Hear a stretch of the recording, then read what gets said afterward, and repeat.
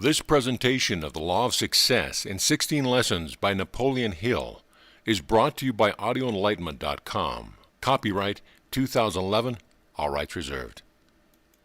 The Law of Success, Lesson 15, Tolerance. You can do it if you believe you can. There are two significant features about intolerance, and your attention is directed to these at the beginning of this lesson. These features are: first, intolerance is a form of ignorance which must be mastered before any form of enduring success may be attained. It is the chief cause of all wars. It makes enemies in business and in the professions. It disintegrates the organized forces of society in 1,000 forms, and stands like a mighty giant as a barrier to the abolition of war. It dethrones reason and substitutes mob psychology in its place. Second, intolerance is the chief disintegrating force in the organized religions of the world, where it plays havoc with the greatest power for good there is on earth, by breaking up that power into small sects and denominations, which spend as much effort opposing each other as they do in destroying the evils of the world. But this indictment against intolerance is general. Let's see how it affects you, the individual. It is, of course, obvious that anything which impedes the progress of civilization stands also as a barrier to each individual. And stating it conversely, anything that beclouds the mind of the individual and retards his mental, moral, and spiritual development retards also the progress of civilization. All of which is an abstract statement of a great truth. And inasmuch as abstract statement am neither interesting nor highly informative, let us proceed to illustrate more concretely the damaging effects of intolerance.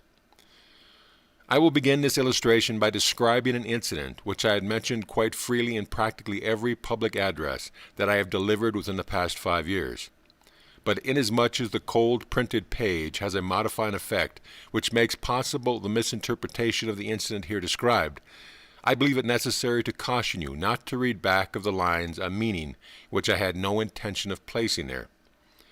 You will do yourself an injustice if you either neglect or intentionally refuse to study this illustration in the exact words and with the exact meaning which I have intended those words to convey. A meaning as clear as I know how to make the English language convey it. As you read of this incident, place yourself in my position, and see if you also had not had a parallel experience, and if so, what lesson did it teach you? One day I was introduced to a young man of unusually fine appearance. His clear eye, his warm handclasp, the tone of his voice, and the splendid taste with which he was groomed marked him as a young man of highest intellectual type. He was of the typical young American college student type, and as I ran my eyes over him, hurriedly studying his personality, as one will naturally do under some circumstances, I observed a Knights of Columbus pin on his vest. Instantly I released his hand as if it were a piece of ice. This was done so quickly that it surprised both him and me. As I excused myself and started to walk away, I glanced down at the Masonic pin that I wore on my vest, then took another look at his Knights of Columbus pin, and wondered why a couple of trinkets such as these could dig such a deep chasm between men who knew nothing of each other. All the remainder of that day I kept thinking about this incident because it bothered me. I had always taken considerable pride in the thought that I was tolerant with all men. But here was a spontaneous outburst of intolerance which proved that down in my subconscious mind existed a complex that was influencing me towards narrow-mindedness. This discovery so shocked me that I began a systematic process of psychoanalysis through which I had searched into the very depths of my soul for the cause of my rudeness. I asked myself over and over again, why did you abruptly release that young man's hand and turn away from him when you knew nothing about him? Of course the answer led me always back to that Knights of Columbus pin that he wore, but that was not a real answer, and therefore it did not satisfy me. Then I began to do some research work into the field of religion. I began to study both Catholicism and Protestantism until I traced both back to their beginning. A line of procedure which I must confess brought me more understanding of the problems of life than I had gathered from all other sources. For one thing, it disclosed the fact that Catholicism and Protestantism differ more in form than they do in effect, that both are founded on exactly the same cause, which is Christianity. But this was by no means all, nor was it the most important of my discoveries, for my research led of necessity in many directions, and forced me into the field of biology, where I learned much that I needed to know about life in general, and the human being in particular. My research led also to the study of Darwin's hypothesis of evolution, as outlined in his Origin of Species, and this in turn led to a much wider analysis of the subject of psychology than that which I had previously made. As I began to reach out in this direction and that for knowledge, my mind began to unfold and broaden with such alarming rapidity that I practically found it necessary to wipe the slate of what I believed to be my previously gathered knowledge, and to unlearn much that I had previously believed to be truth. Comprehend the meaning of that which I have just stated. Imagine yourself suddenly discovering that most of your philosophy of life had been built of bias and prejudice, making it necessary for you to acknowledge that, far from being a finished scholar, you were barely qualified to become an intelligent student. That was exactly the position in which I found myself, with respect to many of what I believed to be sound fundamentals of life. But of all the discoveries to which this research led, none was more important than that of the relative importance of physical and social heredity. For it was this discovery that disclosed the cause for my action when I turned away from a man whom I did not know, on the occasion that I have described. It was this discovery that disclosed to me how and where I acquired my views of religion, of politics, of economics, and many other equally important subjects. And I both regret and rejoice to state that I found most of my views on these subjects without support by even a reasonable hypothesis, much less sound facts or reason. I then recalled a conversation between the late Senator Robert Tyler and myself, in which we were discussing the subject of politics. It was a friendly discussion, as we were of the same political faith. But the senator asked me a question for which I never forgave him until I began the research to which I had referred. "I see that you are a very staunch Democrat," said he, "and I wonder if you know why you are." I thought of the question for a few seconds, then blurted out this reply. "I am a Democrat because my father was one, of course." With a broad grin on his face, the senator then nailed me with this rejoinder. "Just as I thought. Now wouldn't you be in a bad fix if your father had been a horse thief?" It was many years later, after I began the research work herein described, that I understood the real meaning of Senator Taylor's joke.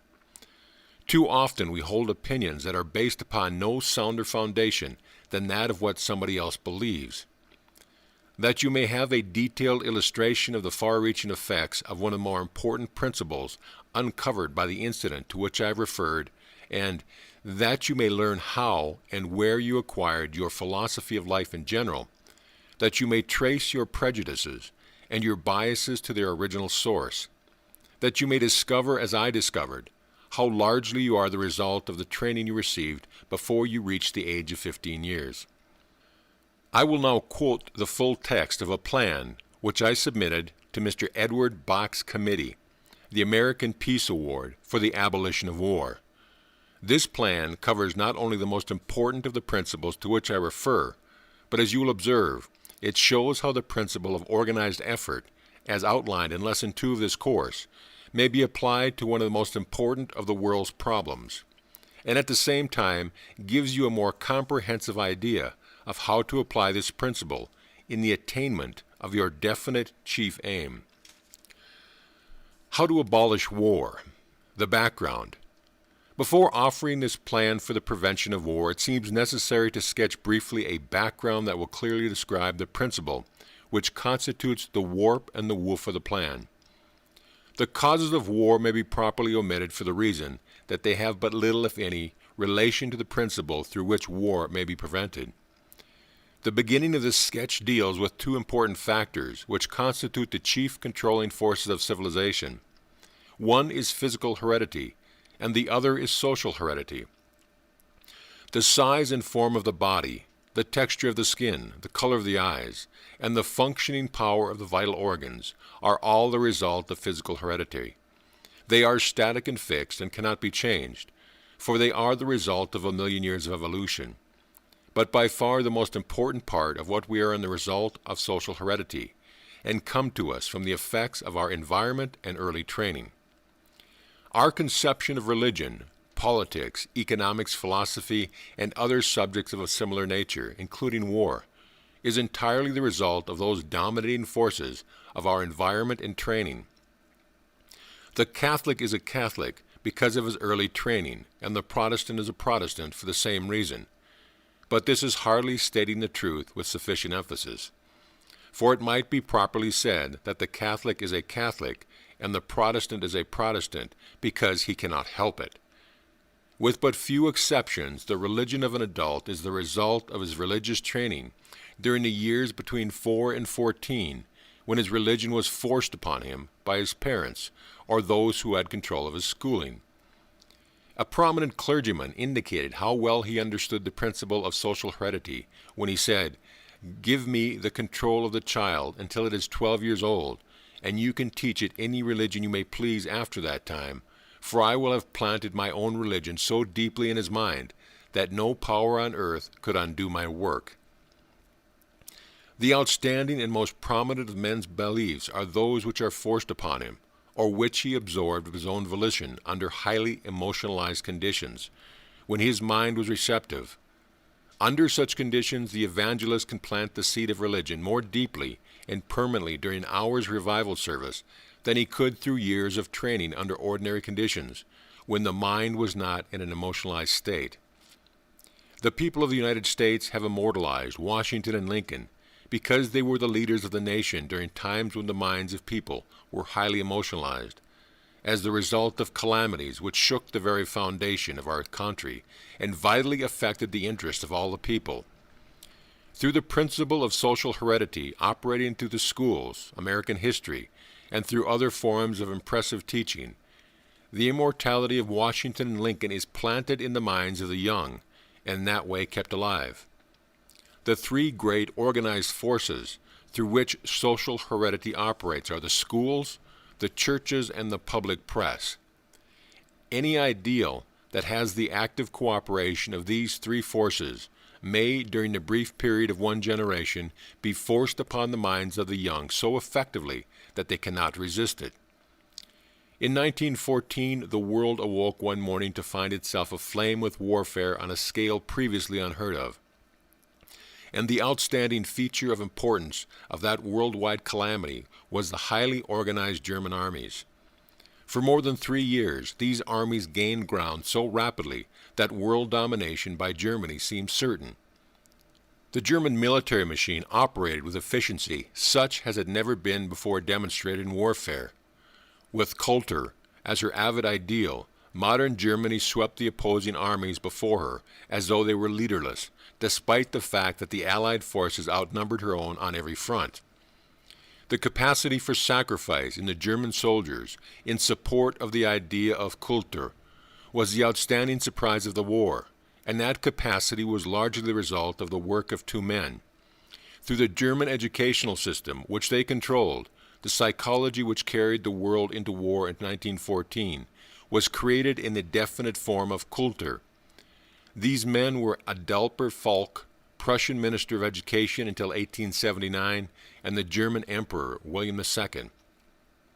The agency through which these men produced this result was social heredity, the imposing of an ideal on the minds of the young under highly emotionalized conditions.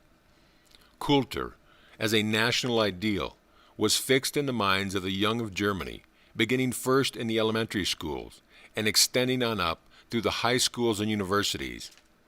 The teachers and professors were forced to implant the idea of Kultur in the minds of the students, and out of this teaching, in a single generation, grew the capacity for sacrifice of the individual for the interests of the nation, which surprised the modern world. As Benjamin Kidd so well stated the case, the aim of the state of Germany was everywhere to orient public opinion to the heads of both its spiritual and temporal departments, through the bureaucracy, through the officers of the army, through the state direction of the press, and last of all, through the state direction of the entire trade and industry of the nation, so as to bring the idealism of the whole people to a conception of and to a support of the national policy of modern Germany. Germany controlled the press, the clergy, and the schools. Therefore, is it any wonder that she grew an army of soldiers during one generation, which represented to a man her ideal of Kultur?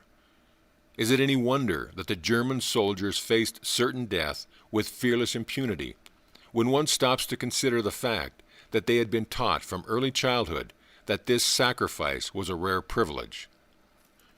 Turn now for the brief description of the modus operandi through which the German prepared her people for war, to another strange phenomena, Japan. No Western nation, with the exception of Germany, has so clearly manifested its understandings of the far-reaching influence of social heredity as has Japan. Within a single generation, Japan has advanced from her standing as a fourth-rate nation to the ranks of nations that are recognized powers of the civilized world. Study Japan and you will find that she forces upon the minds of her young, through exactly the same agencies employed by Germany, the ideal of subordination of individual rights for the sake of accumulation of power by the nation.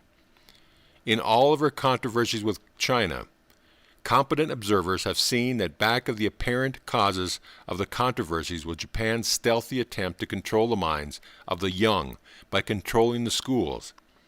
If Japan could control the minds of the young of China, she could dominate that gigantic nation with one generation.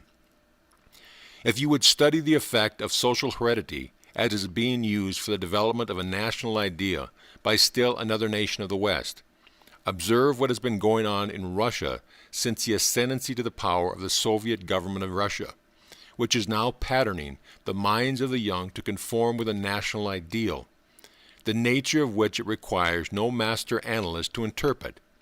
That ideal, when fully developed during the maturity of that present generation, will represent exactly that which the Soviet government wishes it to represent.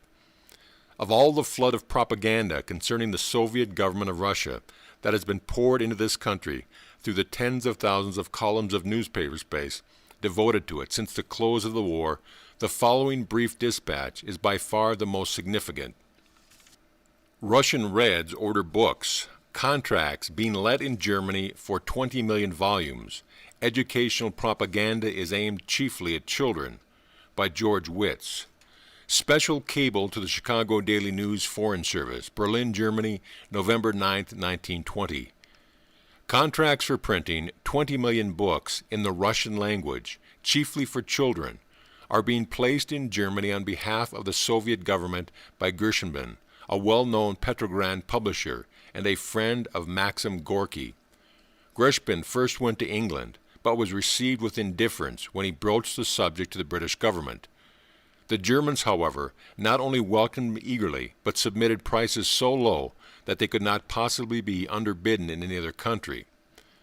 The Alsteins, Berlin newspaper and book publishers, have agreed to print several million of the books at less than cost. This shows what is going on over there. Far from being shocked by the significant press dispatch, the majority of the newspapers of America did not publish it, and those that did give it space placed it in an obscure part of the paper, in small type. Its real significance will become more apparent some 20-odd years from now, when the Soviet government of Russia will have grown an army of soldiers who will support to the man whatever national ideal the Soviet government sets up. The possibility of war exists as a stern reality today solely because the principle of social heredity has not only been used as a sanctioning force in support of war, but it has actually been used as a chief agency through which the minds of men have been deliberately prepared for war. For evidence with which to support his statement, examine any national or world history and observe how tactfully and effectively war has been glorified and so described that it not only did not shock the mind of the student, but it actually established a plausible justification of war. Go into the public squares of our cities and observe the monuments that have been erected to the leaders of war. Observe the posture of these statues as they stand as living symbols to glorify men who did nothing more than lead armies on escapes of destruction.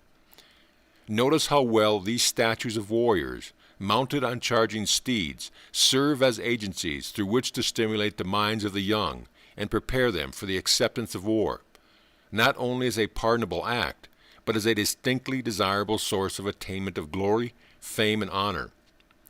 At the time of this writing, some well-meaning ladies are having the image of Confederate soldiers carved in the deathless granite on the face of Stone Mountain, in figures 100 feet tall, thus seeking to perpetuate the memory of a lost cause that never was a cause, and therefore the sooner forgotten, the better.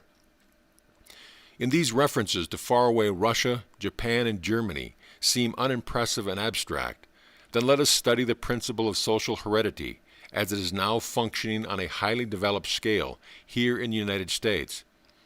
For it may be expecting too much of the average of our race to suppose that they will be interested in that which is taking place outside of the spot of ground that is bounded on the north by Canada, on the east by the Atlantic, and on the west by Pacific, and on the south by Mexico. We, too, are setting up in the minds of our young a national ideal, and this ideal is being so effectively developed through the principle of social heredity that it has already become the dominating ideal of the nation. This ideal is the desire for wealth. The first question we ask about a new acquaintance is not, "Who are you?" but "What have you?" And the next question we ask is, "How can we get that which you have?" Our ideal is not measured in terms of warfare, but in terms of finance and industry and business. Our Patrick Henrys and our George Washingtons and our Abraham Lincoln of a few generations ago are now represented by the able leaders who manage our steel mills and our coal mines and our timberlands and our banking institutions and our railroads. We may deny this indictment if we choose, but the facts do not support the denial. The outstanding problem of the American people today is the spirit of unrest upon the part of the masses who find this struggle for existence being harder and harder because the most competent brains of the country are engaged in the highly competitive attempt to accumulate wealth and to control the wealth-producing machinery of the nation.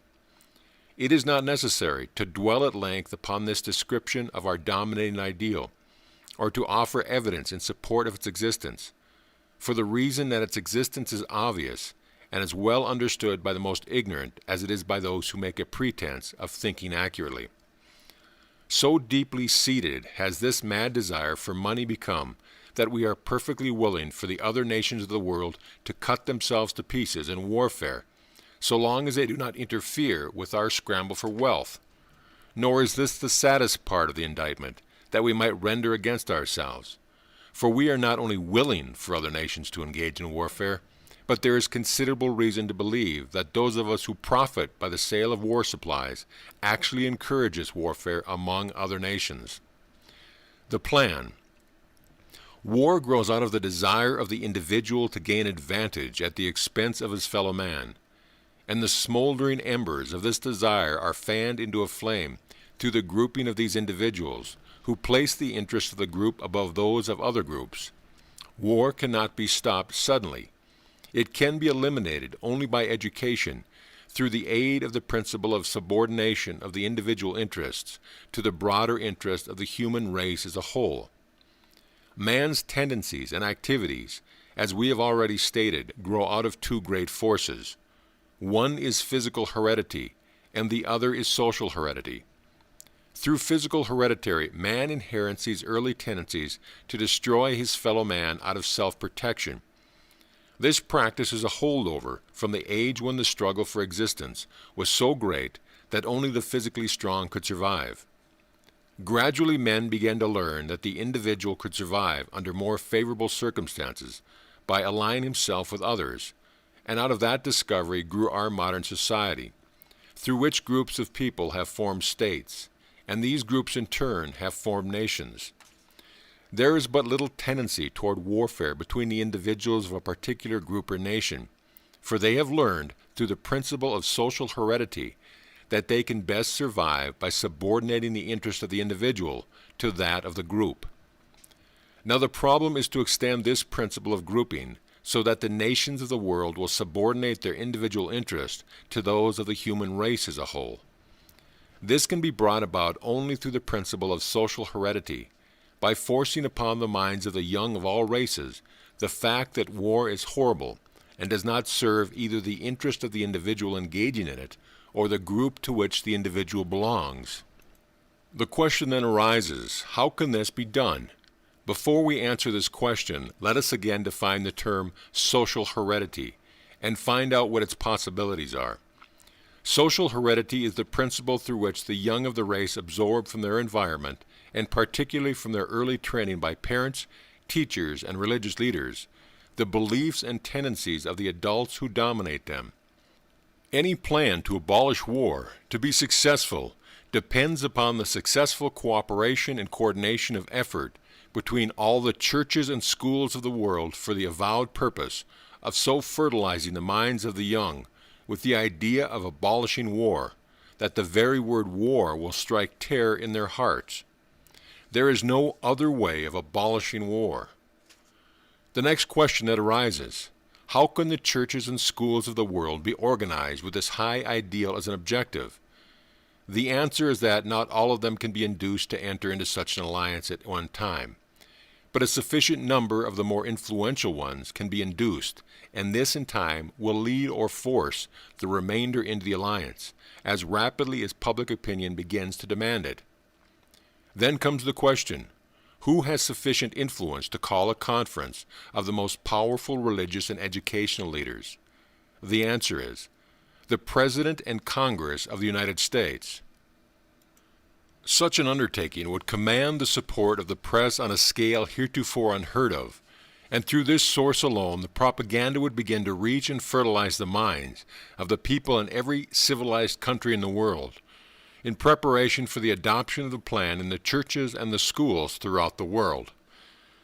The plan for the abolition of war might be likened to a great dramatic play, with these as the chief factor: stage setting, at the Capitol of the United States; star actors, the President and members of Congress; minor actors, the leading clergymen of all denominations and the leading educators, all on the stage by invitation and at the expense of the United States government; press room, representatives of the news-gathering agencies of the world; stage equipment, a radio broadcasting outfit that would distribute the entire proceeding halfway around the world; title of the play, Thou Shalt Not Kill; object of the play, the creation of a world court to be made up of representatives of all races, whose duty it would be to hear evidence and adjudicate the cases arising out of disagreements between nations.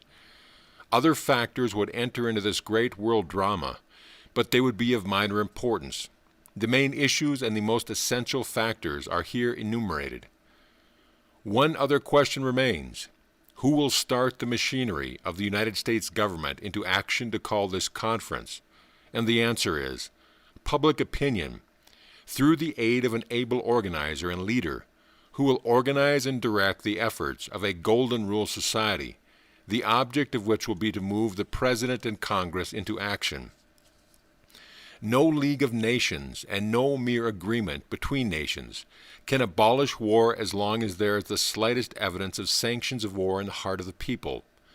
Universal peace between nations will grow out of a movement that will be begun and carried on at first by the comparatively small number of thinkers.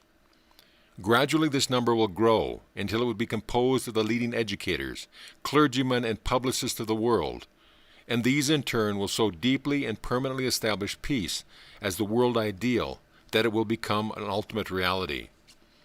This desirable end may be attained in a single generation under the right sort of leadership, but more likely it will not be attained for many generations to come, for the reason that those who have the ability to assume the leadership are too busy in their pursuit of worldly wealth to make the necessary sacrifice for the good of generations yet unborn. War can be eliminated, not by appeal to reason, but by appeal to the emotional side of humanity. This appeal must be made by organizing and highly emotionalizing the people of different nations of the world in support of a universal plan for peace, and this plan must be forced upon the minds of the oncoming generations with the same diligent care that we now force upon the minds of our young the ideal of our respective religions. It is not stating the possibilities too strongly to say that the churches of the world could establish universal peace as an international ideal within one generation, if they would but direct toward the end one half of the effort which they now employ in opposing one another. We would still be within the bounds of conservationism if we stated the Christian churches alone have sufficient influence to establish universal peace as a worldwide ideal within 3 generations, if the various sects would combine their forces for that purpose. That which the leading churches of all religious, the leading schools and the public press of the world could accomplish in forcing the ideal of universal peace upon both the adult and the child mind of the world within a single generation staggers the imagination. If the organized religions of the world, as they now exist, will not subordinate their individual interest and purpose to that of establishing universal peace, then the remedy lies in establishing a universal church of the world that will function through all races and whose creed will be based entirely upon the one purpose of implanting in the minds of the young the ideal of worldwide peace. Such a church would gradually attract a following from the rank and file of all other churches. And if the educational institutions of the world will not cooperate in fostering this high ideal of universal peace, then the remedy lies in the creation of an entirely new educational system that will implant in the minds of the young the ideal of universal peace. And if the public press of the world will not cooperate in setting up the ideal of universal peace, then the remedy lies in the creation of an independent press that will utilize both the printed page and the forces of the air for the purpose of creating mass support for this high ideal. In brief, if the present organized forces of the world will not lend their support to establishing universal peace as an international ideal, then new organizations must be created which will do so. The majority of the people of the world want peace, wherein lies the possibility of its attainment. At first thought, it seems too much to expect that the organized churches of the world could be induced to pool their power and subordinate their individual interests to those of civilization as a whole. But this seemingly insurmountable obstacle is, in reality, no obstacle at all, for the reason that whatever support this plan borrows from the churches, it gives back to them 1,000-fold, to the increased power the church attains. Let us see just what advantages the church realizes by participation in this plan to establish universal peace as a world ideal. First of all, it will be clearly seen that no individual church loses any of its advantages by aligning itself with other denominations in establishing this world ideal. The alliance in no way changes or interferes with the creed of any church. Every church entering the alliance will come out of it with all the power and advantages that it possessed before it went in, plus the additional advantage of greater influence with the church as a whole will enjoy by reason of having served as a leading factor in forcing upon civilization the greatest single benefit it has enjoyed in the history of the world. If the church gained no other advantages from the alliance, this one would be sufficient to compensate it. But the important advantage that the church will have gained by this alliance is the discovery that it has sufficient power to force its ideals upon the world when it places its combined support back of the undertaking. By this alliance, the church will have grasped the far-reaching significance of the principle of organized effort, through the aid of which it might easily have dominated the world and imposed its ideals upon civilization. The church is by far the greatest potential power in the world today, but its power is merely potential and will remain so until it makes use of the principle of allied or organized effort. That is to say, until all denominations formulate a working agreement under which the combined strength of organized religion will be used as a means of forcing a higher ideal upon the minds of the young. The reason that the church is the greatest potential power in the world is the fact that its power grows out of man's emotions. Emotion rules the world, and the church is the only organization which rests solely upon the power of emotion. The church is the only organized factor of society which has the power to harness and direct the emotional forces of civilization, for the reason that the emotions are controlled by faith and not by reason. and the church is the only great organized body in which faith of the world is centered. The church stands today as so many disconnected units of power, and it is not overstating the possibility to say that when these units shall have been connected, through allied effort, the combined power of that alliance will rule the world, and there is no opposing power on earth that can defeat it. It is in no discouraging spirit that this statement is followed by another, which may seem still more radically, namely, the task of bringing about this alliance of the churches in support of the world ideal of universal peace must rest upon the female members of the church, for the reason that the abolition of war promises advantage that may be prolonged into the future, and that may accrue only to the unborn generations. In Schopenhauer's bitter arraignment of women, he unconsciously stated a truth upon which the hope of civilization rests, when he declared that the race is always to her more than the individual. In terms that are uncompromising, Schopenhauer charges women with being the natural enemy of men because of this inborn trait of placing the interests of the race above those of the individual. It seems a reasonable prophecy to suggest that civilization passed into a new era, beginning with the World War, in which woman is destined to take into her own hands the raising of the ethical standards of the world.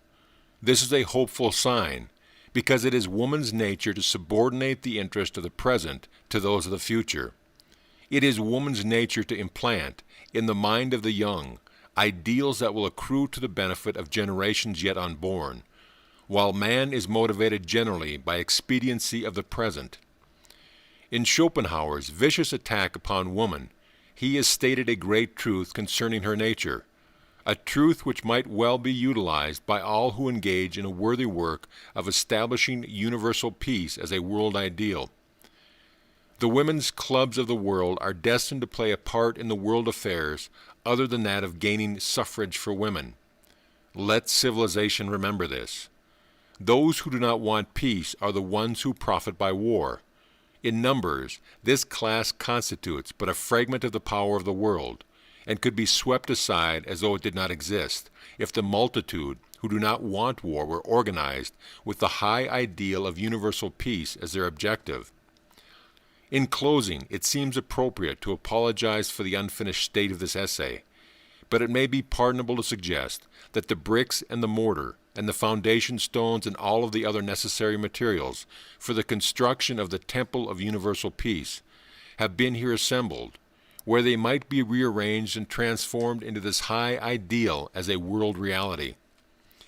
Let us now proceed to apply the principle of social heredity to the subject of business economy, and ascertain whether or not it can be made of practical benefit in the attainment of material wealth. If I were a banker, I would procure a list of all the births in the families within a given distance of my place of business, and every child would receive an appropriate letter, congratulating it on its arrival in the world at such an opportune time, in such a favorable community, and from that time on it would receive from my bank a birthday reminder of an appropriate nature. When it arrived at the storybook age, it would receive from my bank an interesting storybook in which the advantages of saving would be told in a story form. If the child were a girl, it would receive doll cutout books with the name of my bank on the back of each doll as a birthday gift. If it were a boy, it would receive baseball bats. One of the most important floors, or even a whole nearby building, of my banking house would be set aside as a children's playroom, and it would be equipped with merry-go-rounds, sliding boards, seesaws, scooters, games, and sand piles, with a competent supervisor in charge to give the kiddies a good time. I would let that playroom become the popular habitat of the children of the community, where mothers might leave their youngsters in safety while shopping or visiting. I would entertain these youngsters so royally that when they grew up and became bank depositors whose accounts were worthwhile, they would be inseparably bound to the bank, and meanwhile I would in no way be lessening my chances of making depositors of the fathers and mothers of those children. If I were the owner of a business school, I would begin cultivating the boys and girls of my community from the time they reached the 5th grade, on up through high school, so that by the time they were through high school and ready to choose a vocation, I would have the name of my business school well fixed in their mind. If I were a grocer or a department store owner or a druggist, I would cultivate the children, thereby attracting both them and their parents to my place of business. For it is a well-known fact that there is no shorter route to the heart of a person than that which leads through interest manifested in the offspring. If I were a department store owner and used whole pages of newspaper space, as most of them do, I would run a comic strip at the bottom of each page, illustrating it with scenes in my playroom, and this way induce the children to read my advertisements. If I were a preacher, I would equip the basement of my church with a children's playroom that would attract the children of the community every day in the week. And if my study were nearby, I would go into that playroom and enjoy the fun with the little fellows, thereby gaining the inspiration with which to preach better sermons, while at the same time raising parishioners for tomorrow. I can think of no more effective method than this of rendering a service that would be in harmony with Christianity, and which would at the same time make my church a popular place of abode for the young folks. If I were a national advertiser or the owner of a mail-order house, I would find appropriate ways and means of establishing a point of contact with the children of the country. For let me repeat, there is no better way of influencing the parent than that of capturing the child. If I were a barber, I would have a room equipped exclusively for children, for this would bring me the patronage of both the children and their parents. In the outskirts of every city, there is an opportunity for a flourishing business for someone who will operate a restaurant and serve meals of the better home-cooked quality, and cater to families who wish to take the children and dine out occasionally. I would have the place equipped with well-stocked fishing ponds and ponies and all sorts of animals and birds in which children are interested. If I were opening it and induce the children to come out regularly and spend the entire day. Why speak of gold mines when opportunities such as this are abundant? These are but a few of the ways in which the principle of social heredity might be used in advantage in business. Attract the children and you attract the parents. If nations can build soldiers of war to order by bending the minds of their young in the direction of war, businessmen can build customers to order through the same principle. We come now to another important feature of this lesson, through which we may see from another angle how power may be accumulated by cooperative, organized effort. In the plan for the abolition of war, you observed how coordination of effort between three of the great organized powers of the world, the schools, churches, and public press, might serve to force universal peace. We learned many lessons of value from the World War, outrageous and destructive as it was, but none of greater importance than that of the effect of organized effort. You will recall that the tide of war began to break in favor of the Allied armies just after all armed forces were placed under the direction of Foch, which wrought about complete coordination of effort in the Allied ranks. Never before in the history of the world had so much power been concentrated in one group of men as that which was created through the organized effort of the Allied armies. We come now to one of the most outstanding and significant facts to be found in the analysis of these Allied armies, namely that they were made up of the most cosmopolitan group of soldiers ever assembled on this earth. Catholics and Protestants, Jews and Gentiles, blacks and whites, yellows and tans, and every race on earth were represented in these armies. If they had any difference on account of race or creed, they laid them aside and were subordinated them to the cause for which they were fighting. Under the stress of war, that great mass of humanity was reduced to a common level where they fought shoulder to shoulder, side by side, without asking any questions as to each other's racial tendencies or religious beliefs.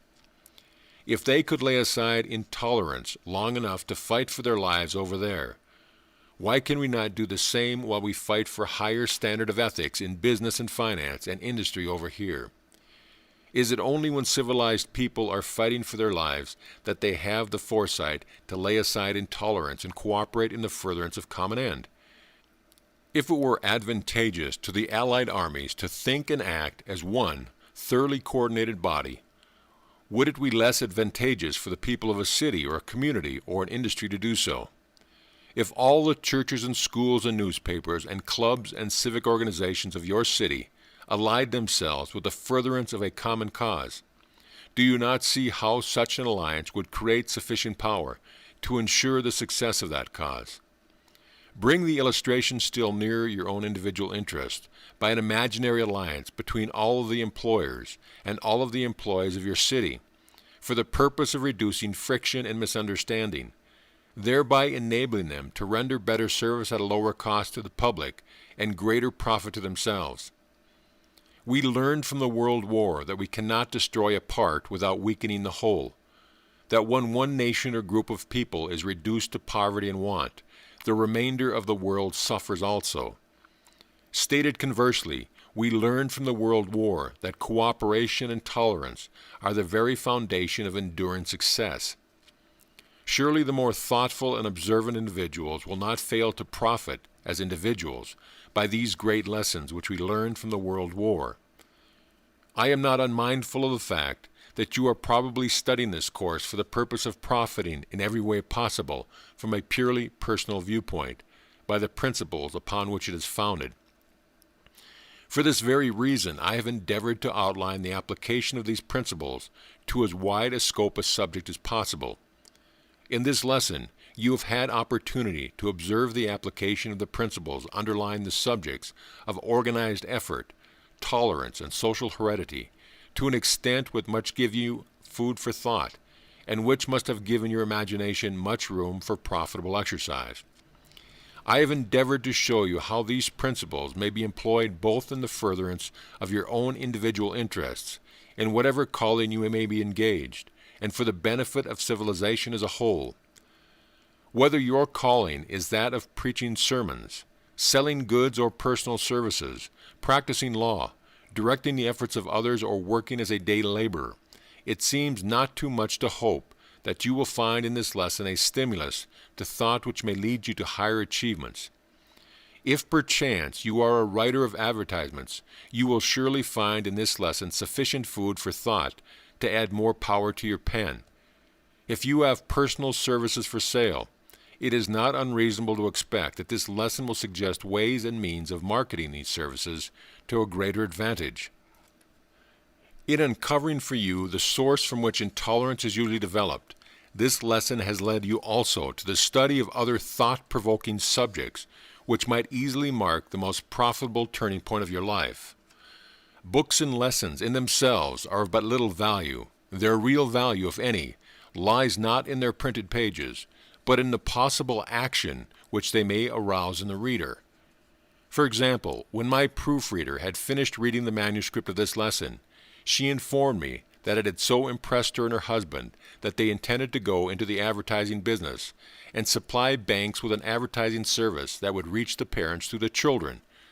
She believes the plan is worth $10,000 a year to her.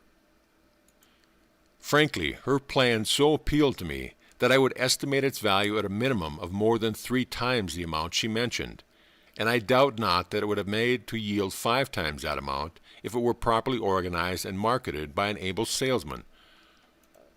Nor is that all that this lesson has accomplished before passing from the manuscript stage.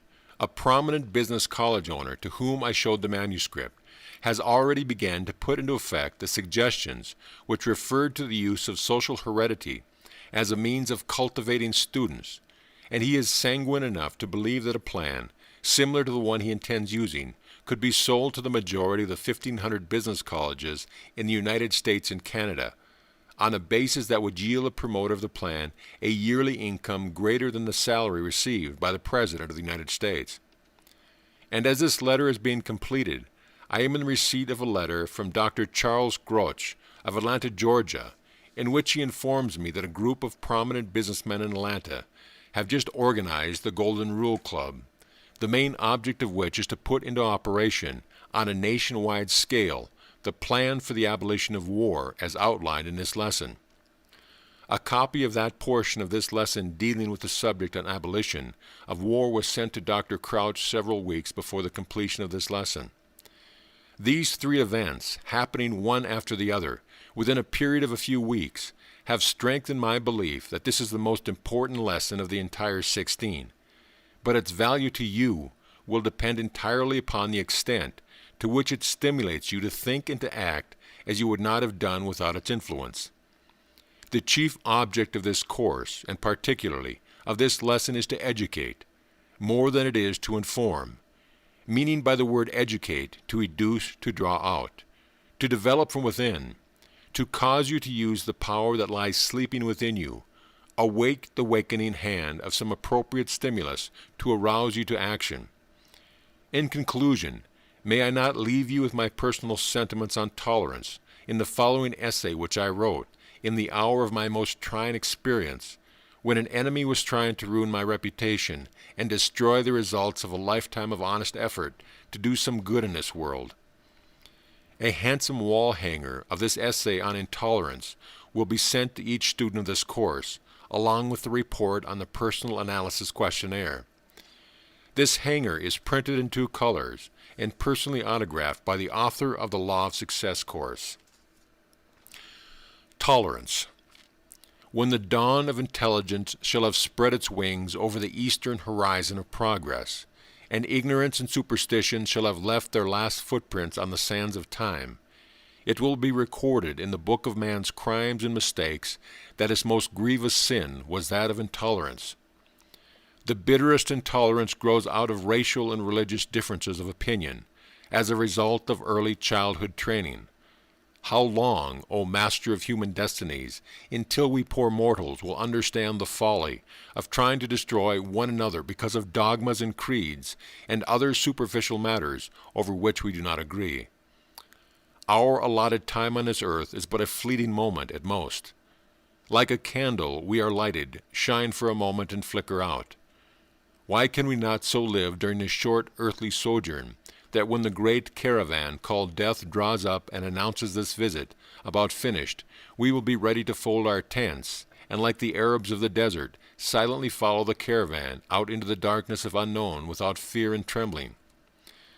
I am hoping that I will find no Jews or Gentiles, Catholics or Protestants, Germans or Englishmen, Frenchmen or Russian, blacks or whites, reds or yellows, when I shall have crossed the bar to the other side.